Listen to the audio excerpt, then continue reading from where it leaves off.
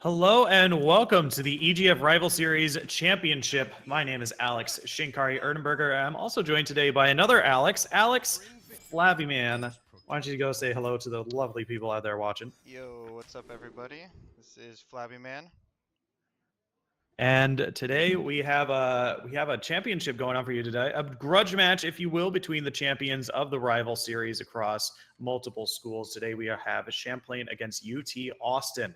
This is going to be guys going up against Jagman and Charos. Jagman and Charos are representing Champlain. Guys is representing UT Austin. And the first few decks we have for you today is UT Austin brought Priest, Warrior, and Druid. Champlain has brought Paladin, Druid, and Priest. Champlain did have their Mage band away. UT Austin did have their Paladin band away.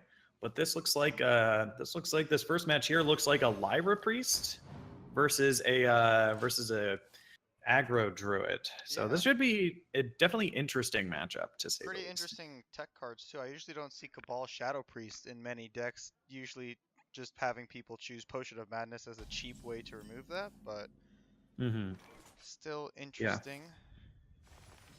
I mean, it's definitely a very good on curve option, being able to take cards like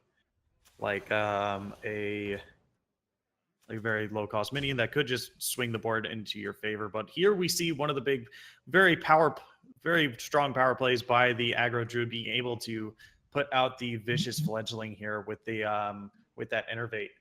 Definitely one of the more powerful turn plays to be making. Yeah, we don't see any answer in the hands of the priest. I mean, usually that's why you need the Shadow Word Pains, or you just need early minions on board to try and deal with that, but Yeah. that's going to be hard to deal with. Plus, he's going to be able to Mark of Yasharaj that, draw a card, and then just start pumping out tons of damage. Yeah. The big problem here with Jackman is that he really doesn't have any sort of big response to guys here. His lines of play are play a wild pyromancer or maybe coin and binding heal, but that doesn't really get rid of the vicious fledgling here.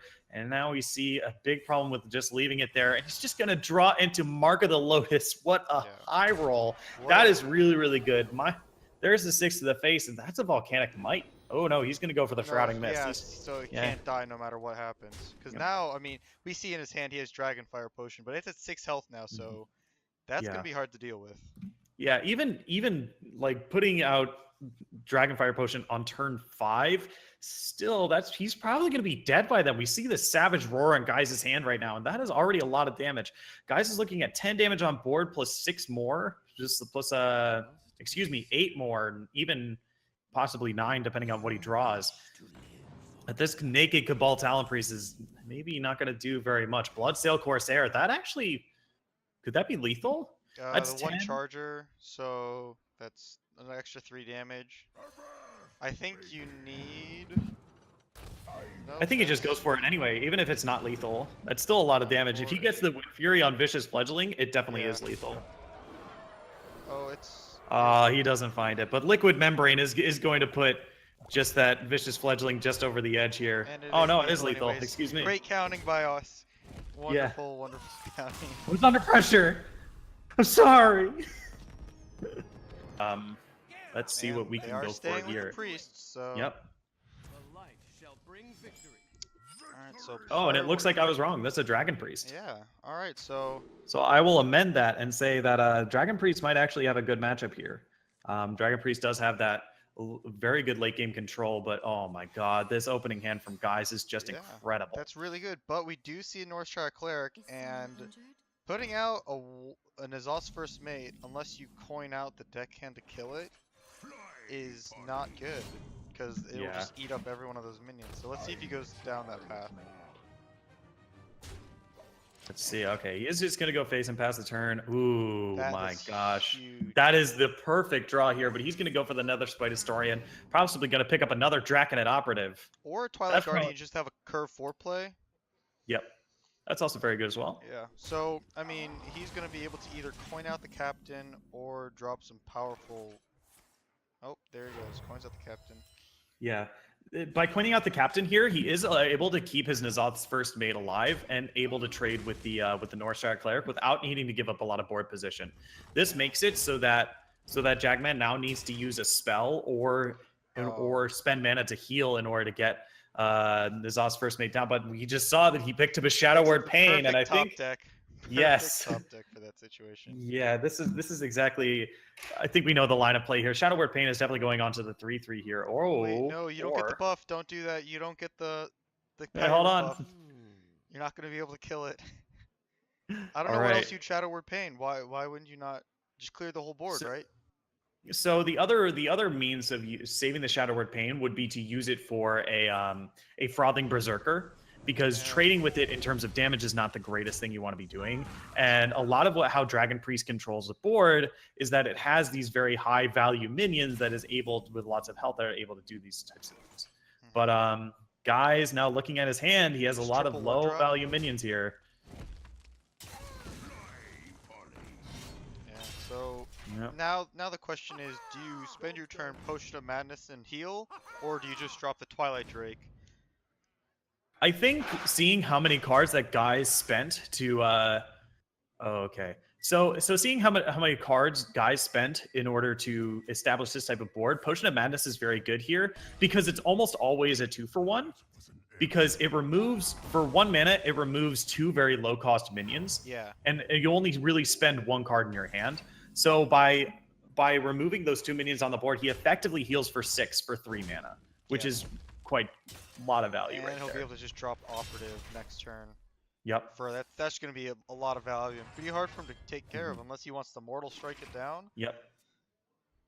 And Jackman can take the information here that yeah, not a lot of whole good targets here. Right. I think it's just, I agree with the Captain Greenskin. The Captain Greenskin is probably like the best 5-drop to be playing, especially if you want to be holding on to your Draconid Operatives. That or just Heroic Strike is 2 mana removal. That's like 2 mana remove basically every minion in the Pirate deck, unless it's buffed by the other pirates. And there he is, taking out the Operative. But he's going to be sad to see that there's another Operative waiting. Yeah. Draconid Operative is an incredibly good card. And Priest of the Feast is another great card to be picking up here. Yeah, he could especially in combination with Strike. Strike. Yeah. Wow. All right. So line of play here seems to be Priest of the Feast plus Heroic Strike. He's going to remove the 3/3, have a 3/6 on board, and there is not a whole lot in Guys' deck that he can pick up in order to deal with the Priest of the Feast. Yeah. I mean, he either has to top deck his own Heroic Strike, or he has to drop a Leroy to finish. Or Oh, and Corcoran Elite is just such a feels bad play in order to remove it. But like Leroy Jenkins is just so bad against this board, and you have to deal with the Priest of the Feast, because Priest of the Feast, as it stands on the board currently, just negates a lot of the damage that you're pushing forward as an aggro deck. Yeah, they're taking the trade with Leroy. Ooh, that is. But you don't really have many choices at this moment. Yeah, it's a very, very feels bad play, and the Captain Greenskin shows himself again. It looks like just another Heroic Strike is going to be picked up by Jackman here, and guys is just sitting with 1 Corcoran Elite in hand. That's only 7 points of damage. Jackman is at 25. It's going to be very hard for him to catch up. Now looking at 4 + 3 + 4, that is 11 points of burst damage here. He's just going to go all in. No, he definitely has to take care of the Operative. But now he doesn't know it, but the Heroic Strike's going to be able to take care of that. But that would have been the play, if it didn't happen. So the very, very great removal options the Priest had early game to be able to stop all of the pressure really helped accelerate him into, securing this. I'm probably going to call it his victory, because we got guys top decking as a warrior versus an already stable Priest deck. So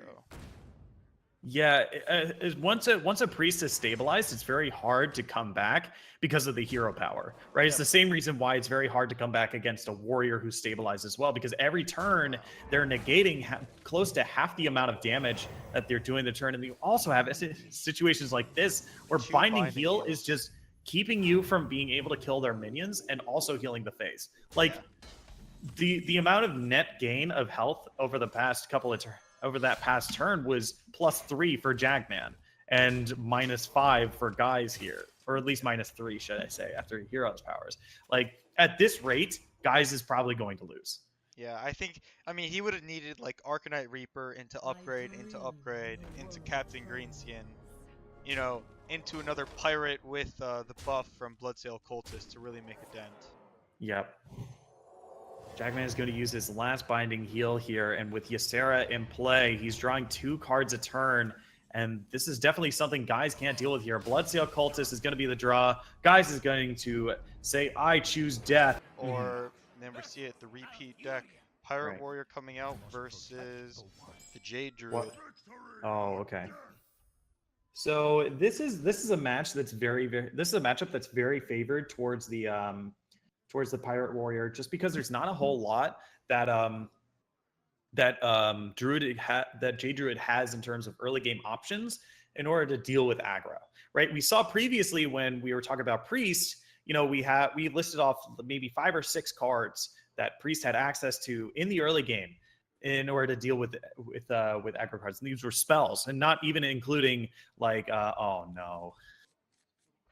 Well, I say that because Patches the Pirate has been drawn, and you know, a lot of people joke is like you can't draw Patches if you don't play Patches. And, that's true. you know, no one can see it. I'm just tapping my finger to my forehead. But looking at this, I mean, he's gonna coin Jade Blossom into Jade Spirit. yeah. So that's really the best line of play, and then Nourish for mana, probably to start getting Aya on board, or have to swipe depending on what comes out. Yeah. But But it's very lucky for him that Guys doesn't have a very explosive first few turns, but he does have a very strong curve. It's very important to note that. yeah, South Sea Captain with a 2-3 on board means that you have a 3-4, which is going to force a swipe out of Jackman. And swiping just a 3-4 and not being able to kill anything else is huge, right? yeah. So it looks like Guys is going to go for Bloodsail Raider and maybe Patches the Pirate here. I'm assuming you use Patches to trade, or not. Or just, oh, he's going to save it for the turn 4 2-2 Right, charge. Yeah. That is a lot more of an explosive turn and can definitely net him a lot of damage. As we're looking at the board right now, that is a total of 8 points of damage on turn 4, and that is definitely a lot of damage. So War Axe coming out could change how he wants to play this turn. Right. But I still think playing South Sea Captain is probably the best thing to do, because a lot of the times we talk about what's the best way to deal with Druid, and the best way to deal with Druid is having a bunch of minions that have a lot of different HPs, and this makes it hard for them to board clear because swiped is 4 and 1s. So in order for Jagman the best way to remove this board is to swipe the South Sea Captain, and you do still get a 2-for-1, but you spent your entire turn doing this. So he's going to have to Jade Idol here, make a 3-3, and he's going to pass a turn. sad that he can only use the Fiery War Axe and can't also drop the Naga Corsair, being 1 mana short. That would have been a pretty big power play to be able to get that shift underway. Yep. And now looking at Jackman's hand, he's going to have to play Aya Blackpaw here. He doesn't really have a whole lot of removal. And he could also innervate out an Earthen Scales. Or innervate just to kill the 2-1 and then save the Earthen Scales for after Aya pops. For the Right. I mean, technically it's the same because it's a 5 damage creature, or 5 attack creature, and you're getting a 5/5 out of it, so... Yep. But... Like, Aya Blackpaw has to be the play here. I don't see... Like, if you play Nourish and you draw 3 cards, you're basically hoping to draw it into something that you can innervate into, whereas Aya Blackpaw just ensures that you get at least, 9 power are we talking right now? Yeah, you're getting 9 power on the board for 6 mana, and then also leaving behind a 5/5. Yeah, like, I don't see any reason why you would not Aya. Yeah. The only question is if you innervate the Earthen Scales or if you innervate the hero power. I feel like that's what people would need to think about. Alright, doesn't choose to do that. So he's going to pass here. Naga Corsair coming down. That's going to make a 4 attack weapon here. He does also have double Mortal Strike. It looks like he's hovering and he's thinking about what he wants to do for the next couple of turns. The big problem here is that War Axe only has 1 charge left. He hasn't seen an upgrade. So if he's going to attack, he's going to attack this turn. Heroic Strike does give him 11 points of damage, which is going to put his opponent at 14. But it's still not within range for him to burst down his opponent and finish him off. So if we look at Jagman's next turn, he's probably going to trade his Aya into the Naga Corsair. And then and then finish off with his opponent. So you can't. So guys took the read that he's going to be able to do that with the 4/4 as well. So he's going to use his turn to get rid of that and go for the face as much as he can. But oh no. I think you auctioneer here, right? Auctioneer, innervate, earthen scales, but It's usually you want to hold on to those auctioneers when you have just a little bit more low cost spells, and he just drew into one, and it's wild that's growth. game So changer. oh, but he's gonna innervate out the swipe here, and that's wow, that's a perfect board clear for guys here, and that has to put him in just a very bad situation with no minions on board. He draws an Arcanite Reaper, so it doesn't matter. Forget I said anything. Yeah, although he is going to be able to drop the Behemoth next turn. Yep. Now, What's good for guys is sadly- that this sets up exact lethal. So his opponent has to play the Jade Behemoth and then Earthen Scales the either the Jade Golem or the okay, so he's gonna go for Aya here just to get pushed a little bit more damage. That's gonna put him down to 14. He picks up a Captain Wow. Greenskin. that's pretty big. Although sadly, yeah, that's he's pretty going to run big, into a but Primordial Drink. yeah, so he's just outside of lethal range. His opponent is 1 damage off, and he might actually. I think. Wait, hold on. So he's 6 plus 10. This okay. So yeah, he's not within lethal range. He needs 1 more charger, or at least 1 more damaging effect. A second Mortal Strike might be able to do it. But Primordial Drake is going to set up the Yeah, but he doesn't have the attacking mana defense to here. do that Yeah. because Mortal Strikes cost Oh, 4. yeah, He yeah. would need 10 to be able to pull that Yeah. combination off. And so it will be the Pirate Warrior versus the Paladin.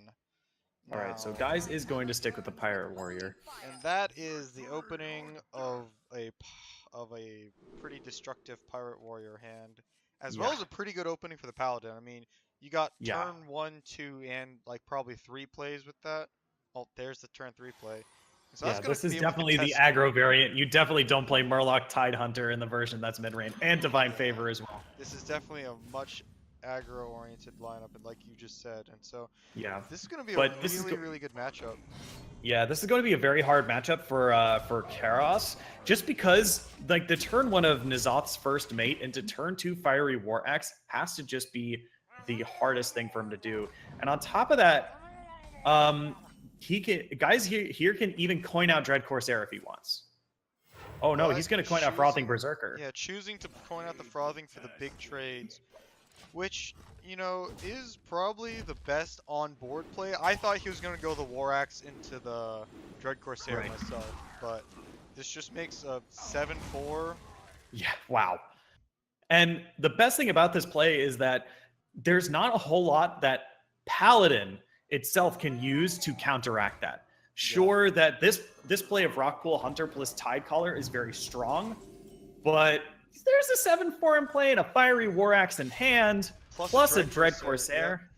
Like that the attack on this Frothing Berserker is going nowhere but up, and having such an explosive first couple of turns Yeah, it's just going to set Karos so far behind. How do you deal with an 8/4 as a Murloc Paladin? I mean, you'd Like, need you just Pyro can't. Quality in the hand. That's the only way you'd be able to stop that. Yeah. Like, not even True Silver Champion would help because you have the Yep. Dread Corsair in the way.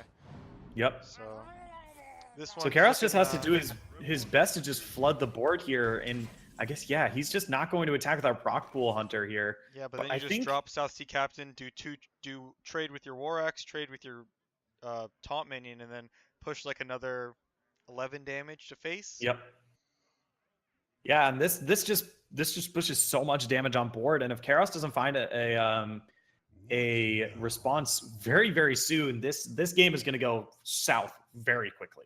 Yeah. I mean, it already has. Yeah, I mean, the only way he could possibly stabilize, but we already know that he has Leroy and Mortal Strike in his hand. If he Yeah. didn't have those 2 chargers, and then he didn't make any trades, and then he drew the War Leader, and then made some pretty favorable trades with that, then I could see him getting back into this game.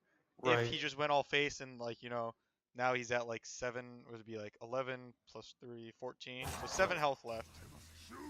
I think the auto plays here is definitely you have to play the South Sea. Like that pushes more damage and makes it harder for the Murloc Paladin to get through your Dread Corsair. And then killing at least 2 Murlocs here Yeah, is I thought probably he the was going best to line kill of 2 play. Murlocs as well. Yeah, But but he's just gonna set up lethal. yeah, I mean, he has the damage in hand to no Yep. matter what, even if he loses his entire board, the Paladin would need taunts and heals to get out of it, so... Yeah, and Cold Light Seer is not gonna do it. A 2-3 and a 1-3 does not get through the 4-4, And the classic and turn 4 Pirate Warrior victory. Oh and yeah, then the you have the Kazaka Dragon swap. Priest and you have the Purify Priest. I think that Dragon Priest still puts up the best numbers out of all of these and is the most consistent and provides the most amount of card advantage. So it's I think it's safe to say that he's probably playing the Dragon Priest. And But this opening hand, especially knowing that your opponent is playing Murloc Paladin, is very good. Having a yeah, Wild Pyromancer on turn 2 is great, and but you especially don't since have he's the going coin first though. with Northshire Cleric as well. Yeah, I agree. That's all well and good, but he doesn't have a coin to activate the pyro, like unless Right. he draws the Power Word Shield. Like he needs Power Word Shield or just any cheap Oh, spell, or you want just to know any cheap what? spell. That's fine. This is Purify Priest. There it is. This is totally Purify Priest. Because no other priest plays Interfire. It has to be. What do you just Radiant Elemental Inner Fire trade? Oh no, you Interfire. Yeah. This is the best one because you have a 3/3 on board. Yeah, Even if your opponent coins out a Stonehill Defender, you're still able to respond to it. Like there's not a whole lot that Karos can do that can't be responded to by guys. okay.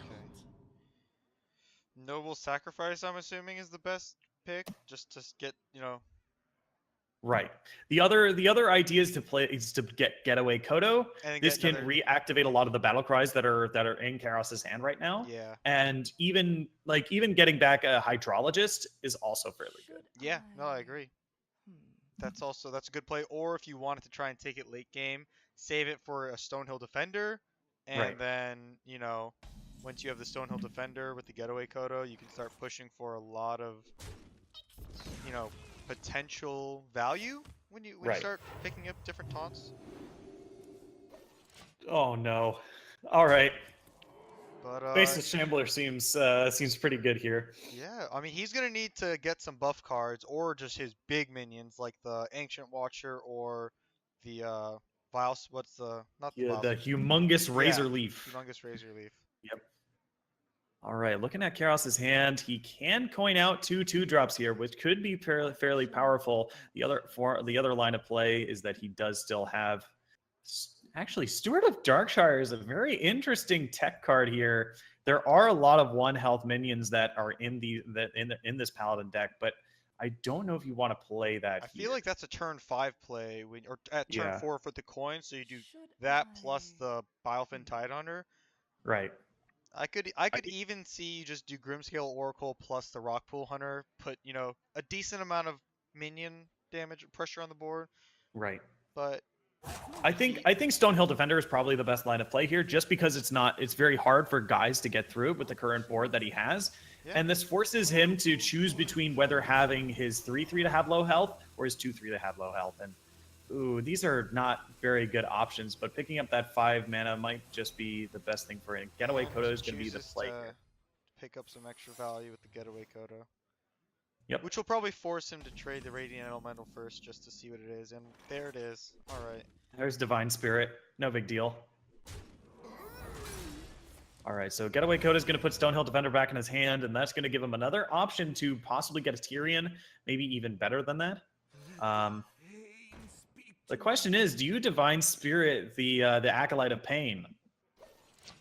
I feel And like you are the going answer to, is no. but I'm sure he wants to save it for when he drops Wild Pyromancer for the cheaper spells. Right. Because if he starts picking up the Wild Pyromancer, then that's just cycle for the Acolyte of Pain, just the 1 damage to everything, gets to heal up with his Northshire Cleric to draw even more cards. I think the other thing to consider is that you can heal the Northshire Cleric, Divine Spirit, make it a 3/6, and then copy it with the Faceless Shambler. That's also really, really powerful play. Although, does he have a mana that's 2, 6? Well, he can't do that. He can't do that on turn 5, right? Because that's 7 mana. Yeah. But he can do it over the course of multiple turns. Yeah. Probably just dealing with whatever it is, healing that back up to 3 health, and then setting up for a bigger play like that in the following Right. turn. But for Charos, you have 4 mana. I mean, I guess you just have to. I would play the Murloc Tidecaller and the Stonehill Defender. They don't combo well, but then it sets up your Steward of Darkshire with those, 1/1s next turn. Well, looks like he is going to Rockwool Hunter to make it up to a 3/3 to contest the. Okay, he's going to play a few Murlocs here. That is a pretty big guy. It's now up to guys to decide whether he wants to trade in the Northshire Cleric here in order to kill the 5/3. I feel like you can do that trade, heal the Northshire, and then drop your Wild Pyromancer with these there it is. cheap spells. They all doubted you. They all doubted you, Purify. All right. We're going to heal the Northshire. We're going to pick up another card. There's a Silence. Ooh, he could, if he silences the Murloc Tidecaller, he could get an easier clear with Wild Pyro, draw a bunch of cards. But then that would use both Divine Spirits, and so I don't know if that's necessarily the best line of play. So. Right. Right, because it should be noted that the way to win with this deck is usually taking up one of your huge health minions that you've already purified and Divine Spiriting and Inner Firing them. Yeah, and he already used one Inner Fire, so he's going to have to make sure that he keeps one. A Wild Pyromancer is going to come down here. Looks like he's probably going to silence the 4/3.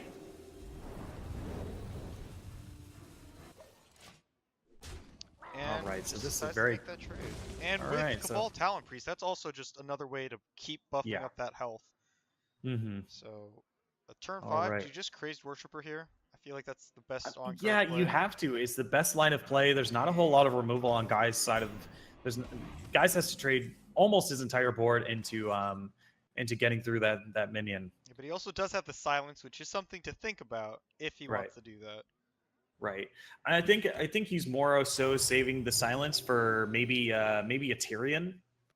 No, I agree. Because even sometimes these decks can get a Tyrion out of nowhere with the Stonehill Defender, or even just run Tyrion by itself just because he's an incredibly powerful minion. Yeah. So I'm assuming Power Word Shield and then Cabal Talon Priest it. Just get a really, really, really powerful Northshire Cleric. Just get a huge girl. Dude, that girl's huge. So, I mean, now it's turn 6. What plays do you make? I don't even. Yeah. You could. You could drop all the Murlocs. Yes, right. That's one of the plays you could make, and that would be pretty powerful.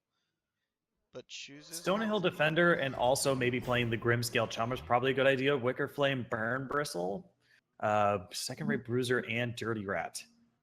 Dirty Rat might be good here, but the problem is that a lot of the targets that you can get with Dirty Rat are not very good. Yeah. Second Rate Bruiser is definitely the much better out of all of these. You don't really want the healing at this stage of the game, especially because your opponent has dealt very little damage to your face, has mostly been trading most of the game.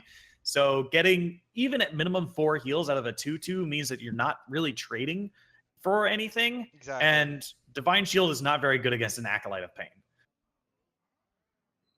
Especially one that has already been traded into multiple times. Maximum value Acolyte of Pain. Yeah. The dream, now, if you will. I would assume that he wants to Shadow Visions for that second copy of Inner Fire, but just pick up another Silence here. It's just up to guys to see what he wants to be doing here. I still feel like, how much health does she have? Double the health to 6, 8, 11. So she's a 3/11. If he can heal her up to full, then play. Oh, and it's gonna start. It's just gonna start now. All right, a 3/9 is perfectly fine. I don't think you even traded to the 4/5 here. Yeah, it's gonna be incredibly hard to get through. Yep.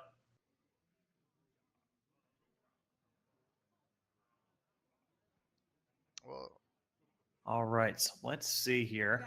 Steward of Darkshire, Grimscale Chum. Is it going to buff the Murloc Bilefin Tidehunter? That's the big question. It's not going to, so he's going to have to go ahead. 2 more Divine Shields. Yep. That is definitely a really, really interesting tech choice here. We see the power coming from it. He just played 3 minions all with Divine Shield and swung the number of minions into his favor. Yeah, now I'm just wondering if he has a Blood Knight. That's what I want to know. Uh-oh. Uh-oh. Is that an Inner Fire I see? With a Divine death? Spirit in hand? That is 18 damage. No, 22 damage. 22. That's game. That's just. All right, so there he it is. Divine Spirits. Yeah, Divine Spirits up to 24. He's going to Inner Fire, and that's going to be. I never thought I'd say this, but a Legend player just won with Divine Spirit Inner Fire combo. And that's going to be guys taking the game 5 over Cheros and Jagman.